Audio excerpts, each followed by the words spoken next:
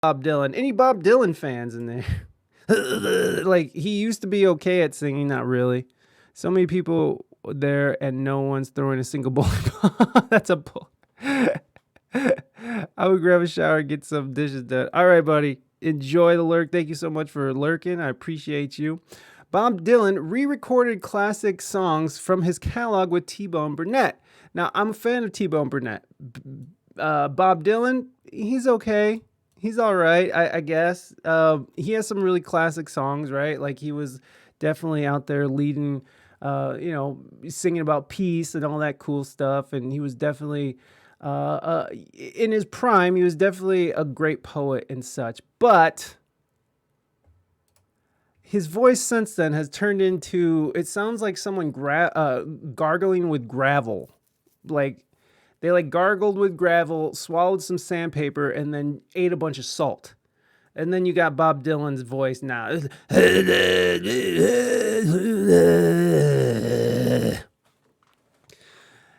It's just not good. I don't like it. I don't like Bob Dylan's voice now. And really, did I ever like Bob Dylan's voice? Not particularly, but he had a great feel, and I used to love Bob Dylan as a young man. So, hey, Bob Dylan, everybody. So let's look this over, because I am a fan of T Bone Burnett. He's a great producer, and I believe he's a guitarist. Let's show you guys what T Bone has done in the past.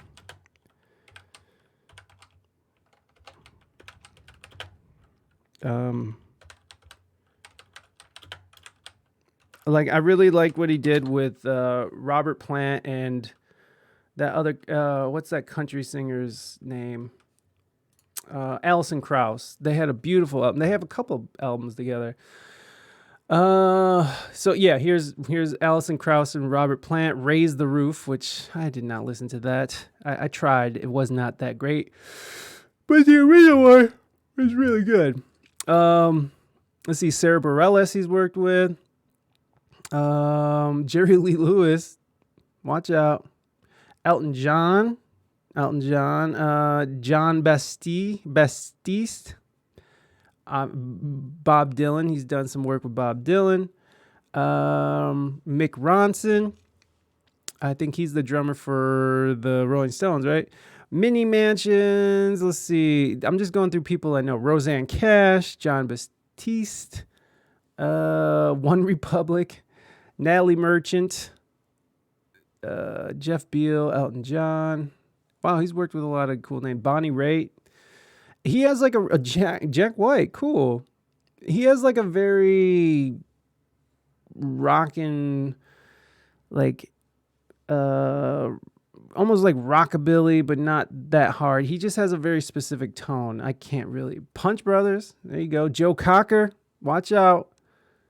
So, I mean, he has a huge, John Mellencamp. He has a huge catalog of people he's worked as like a producer. Tony Bennett, watch out. Let's go. Nitty Gritty Dirt Band he produced something for. What is T Bone Burnett, Stephen King, and John Mellencamp? What the fuck is Stephen King doing here? Taylor Swift, B.B. King he's worked with. Elvis Costello, Leon Russell, Greg Allman, Jeff Bridges, Jacob Dylan, Robert Randolph. Fucking Robert Randolph's amazing. Katie Lang. So you guys get it. He's worked with a lot of amazing people. Oh, and Bob Dylan again. So what does Bob Dylan do? Well, Bob Dylan is going to go and do all his hit classics and just re-release them with his new shittier voice. So let's read through this. Bob Dylan re-recording classic songs from his catalog with T Bone Burnett. The new versions of Dylan's hits will be released in conjunction with the launch of a new high-fidelity audio format. Oh, here we go. That's all we need is more audio formats. Bob Dylan is currently in the process of re-recording some of his classic songs in high-fidelity audio, producer T Bone Burnett has revealed. According to Burnett, he and Dylan have been in the studio to record the new song as part of the launch for Burnett's new high-fidelity medium Iconic Originals. The new medium is hailed as the first major breakthrough in the reproduction of analog sound in over 70 years, and Burnett said an Iconic Original is the pinnacle of recorded sound. It is archival quality. It is future-proof. It is a one of one. Not only is an Iconic Original the equivalent of a painting, it is a painting. It is lacquer painted into aluminum disc. Oh, wow, that's interesting. With a spiral etched into by music. This painting, however, has an additional quality of containing that music, which can be heard by putting a stylus into the spiral and spinning it. That seems like a lot of work, T-Bone. It's not clear what form an Iconic Original will take, when we might hear Dylan's newly re-recorded tracks or which songs have been developed. But a press release says Burnett's creation aims to reset the valuation of recorded music. I'm just not sure. Time to pull out that auto-tune. Let's go. The most high-profile case of re-recording music currently active in the industry is from Taylor Swift, who in 2020 confirmed her plans to re-record songs from her first 6 records in a bid to take control over her music once again after music manager Scooter Braun and his media holding company Ithaca Holdings acquired Swift's old label, Big Machine label group, back in 2019. So far, she has re-recorded versions of her albums Fearless and Red, and other artists, including Snoop Dogg, have since revealed that they have considered doing something similar. So that's interesting. Elsewhere, Bob Dylan recently announced a number of new West Coast tour dates in... Okay, so there you go. If you guys want to see fucking old gravelly throat, here you go. Oh, look, Civic Theater, downtown San Diego, Paramount Theater, Eugene. So he's still traveling. He's still doing his thing. Good for him. To be honest, though, why? Why do we need Bob Dylan singing, "How many roads must a man walk down?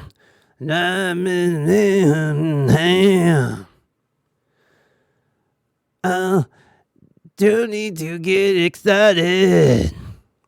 Okay. Jokers on the left of me, jokers on the right. Here I am, stuck in the middle. Stuck in the middle. Here I am, stuck in the middle.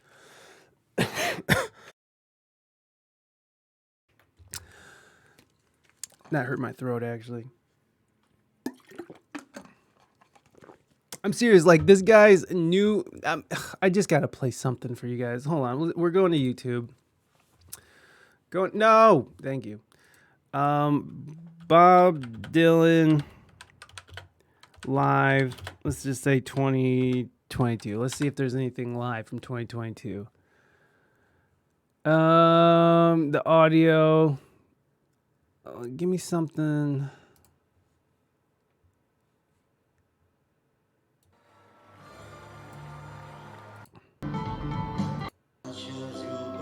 Listen to him.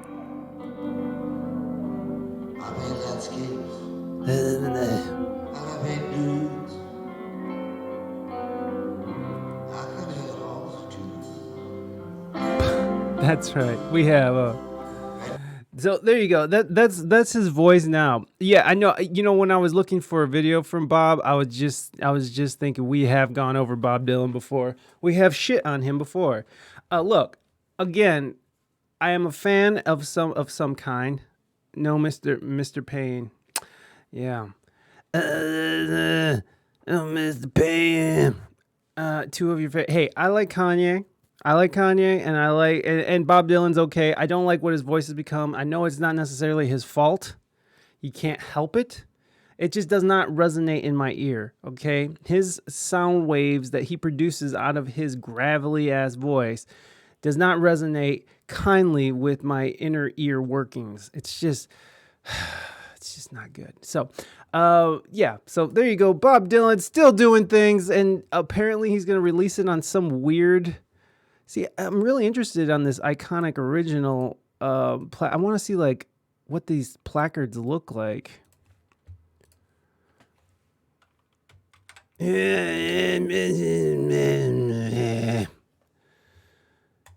at this. Oh yeah, look at it. So here's T Bone. And it says, has T Bone Burnett invented the indestructible lacquer? So there you can see it. But I don't. I mean, how do you play the fucking thing? It looks like you play it on like a record player or something. There's like a little hole in the middle. In a press release today, first reported by Variety of all places, record producer and analog advocate T Bone Burnett announced that he's just completed a special recording session with Bob Dylan that will be released in a new analog format he calls Iconic Originals. Burnett claims it is the first breakthrough in analog sound production in more than 70 years. I assume magnetic tape is the 70-year-old breakthrough to which he is referring. Burnett has formed a new company, Neo Fidelity Inc., to record artists and provide a platform for the distribution of iconic originals.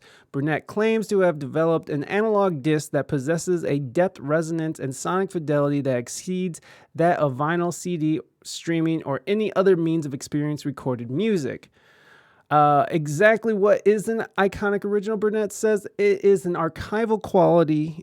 It is archival quality. It is future-proof. It is one of one. Not only is an iconic original the equivalent of a painting, it is a painting. It is, okay, we read that. By definition, a lacquer or lacquer painted onto aluminum disc is Burnett's recording to tape and selling one-off lacquers, ALA Supersense, a la Supersense, sorry. That cannot be, yet it is one of one, and it's a spiral groove played using a stylus. Obviously, it's not a direct-to-disc lacquer sold to one person only, and it's not Supersense model, or what is it? The press release says, though the creation of the patented iconic original, Burnett has built upon his mission as an advocate for the sonic excellence of analog sound by making unprecedented strides in fidelity and durability of the medium. That asks more questions than it answers. One question being, can it be played on my current turntable using a normal stylus? We need answers, and we will do our best to get them for you, including what songs Dylan will be performing. Okay, so there you go. No one knows. Just so long as, let's read the comments. Just so long as he's a purveyor and not the producer, I am good with the new way of listening. Between his ears and Bob Dylan's voice, we really have something to anticipate. I am a card-carrying audiophile and I love it, but the comments I've found here when looking further are hilarious and accurate. To quote a couple highlights, I'm not sure if I envy or pity the people who can hear the difference between good sound and perfect sound. Does anyone else feel like this is a hilarious mismatch of audio technology and artists? It's the pinnacle of recorded sound. You can hear every mumble. Oh Lord, yeah, I love the sound. AAA vinyl has as much as every other audiophile, but analog recording in this day and age is so not practical at all, and digital, while lacking that sparkle, is beyond adequate now. I agree, because I just got a new record player. You guys saw me unbox it, and record store day was the other day, and I got a Toots and the Maytals record. I got a Corinne Bailey Rae record, which was a re-release of the Sea, just for record store day. I got Wu-Tang and Enter the Wu-Tang. Is that what it's called? The first one. And then I got a Comtrue's rarity. So I was pretty excited for that. I'm thinking that they're trying to do a whole Wu-Tang commemorative one-off album. I see, like what they did, and they sold it to that one jackass who ran up the medications and stuff. Like, he's a rich dude who like bid on it, and then he actually turned out to be a real douchebag who upped the he like raised the prices because he was the CEO or something of a drug company, and he like upped the prices so much that people couldn't afford it anymore. So, what a piece of shit. Since you collect vinyl prodigiously, are you now just looking to pick arguments with yourself, Malachi? This is a very strange comment, both in terms of being Analog Planet, but also in relation to this article. Ironically, you've become the old guy yelling at clouds with this comment. uh, who the fuck? Who is Malachi? Who is this guy talking to? I was talking about recording, not playback. Idiot. Analog recording is impractical. Listening to vinyl of digital recordings, because they often do sound better on vinyl, is not much of an inconvenience. Well, it is kind of an inconvenience. So I got records, and I can only play them here at the house. The record player that I did get, though, it plugs into a computer, so technically I could record all my records, and so I could digitize them. But I feel like that takes away from all. Thank you. 36 chambers. Burn! I couldn't agree more. I wish the digital reality wasn't the case, but it is. The cost to completely provide and utilize a full analog chain is ultra expensive and hard to access. Many artists won't go down that road, as the facilities are not nearly ubiquitous as they were 30 to 40 years ago. That means many would have to create their own all-analog studio or pay top dollar to use them. That is not feasible to most of the artists making music today. Yes, in a perfect world, AAA recording chains would be the more desirable and laudable. Idiot, take a breath. Give in, not to the dark side. There is no mean-spirited attack in his comments. I see no point in recording digitally and then pressing it to vinyl except to cash in on vinyl resurgence, meaning it is not done for the warmth and soul of only analog recording can capture. Also, I strongly disagree that it is adequate. If perhaps you meant to say that that is adequate for you personally, then that is your opinion, and you should be okay. We get it. They're just having a little pissing fight here. So this is interesting. I would like to know more about it. When was this? 26th. So this was yesterday. I'd love to know more about what the fuck that is and how they plan on playing it, and what is the stylist? What stylist do you need?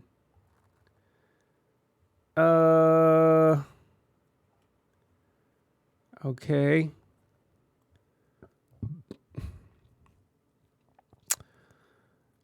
So it's kind of like a digital NFT, but make it IRL or collector's item, if you will, Pono, except that it's a disc or like a short-lived super audio CD. Okay. This is not the first time Burnett dipped his toes in the high fidelity. He talked up audio system code. Like if they had a little bit more on this. I mean, I'm all about records. I love records. The thing looks like a chromed rim of yeah, right. He just stole that off someone's parked car. He's like, I need to make some more money. I'm just going to show him this. I invented this stupid thing that doesn't exist, so I'll just go steal someone's rim. I mean, obviously, they're going to have to play it like a record. I mean, they have a hole in the middle here. Listen, if you can play it on a regular record player, I'm in. How much is it? I don't know. Would I buy Bob Dylan's recreation of his old hits on it? Hell no, because you can tell that that's probably going to be really expensive. This is the stuff for audiophiles who have more money than what they know what to do with. Oh, sorry, I'm yawning at you guys. Anyways, so that was interesting, though. I gotta say, I'm interested because I am very interested in how people are putting out music and making money from music nowadays. I mean, like, look at what Kanye did. He had his little stem player, right? We went over that, and NFTs for Death Row Records. The Snoop Dogg is planning to be a completely NFT studio. Pono was something that Neil Young was doing back in the late 2000s as an alternative to MP3 players that didn't go anywhere. It was just expensive and no one cared. Here's the thing. If you listen to, even if you listen to a CD, like a good example is Raina's EP that she put out a couple years ago, 1018. When you listen to it on Spotify, it sounds good and it's fun. But if you listen to the actual CD of the mastered CD, it is phenomenal. There's so much depth that gets missed in these in these compressed ass audio files that they just send out, into the world on Spotify or even, Apple iTunes, whatever you want to call it. So it is very fascinating to me when people are trying to find better sound, better ways to convey music. So hats off to T Bone Burnett. I don't suppose that it's. Look at this. This fucking record player right here is like $10,000. I think that's a Mac. I gotta run and do some photo shoot. Have a great rest of the stream. Thank you, Robbie. Have a good day, buddy, and have a good photo shoot. All right, and thank you for that sub, buddy. I appreciate the resub. I don't think I said that out loud. All right, well, we're moving on to our next article. Now, this is something we've been tracking for a couple weeks here. It's Megan the Stallion. Details of shooting allegedly involving Tory Lanez. I was really scared, which, if someone's going to shoot you in the foot, I guess you would be scared. Okay, so let's bring this up. Megan the Stallion. Oh, this is the other article. So here's some shit from CBS. Is that CBS? Not now. Get out of here. One last question. Do you make highlights of all your shows or put them on YouTube?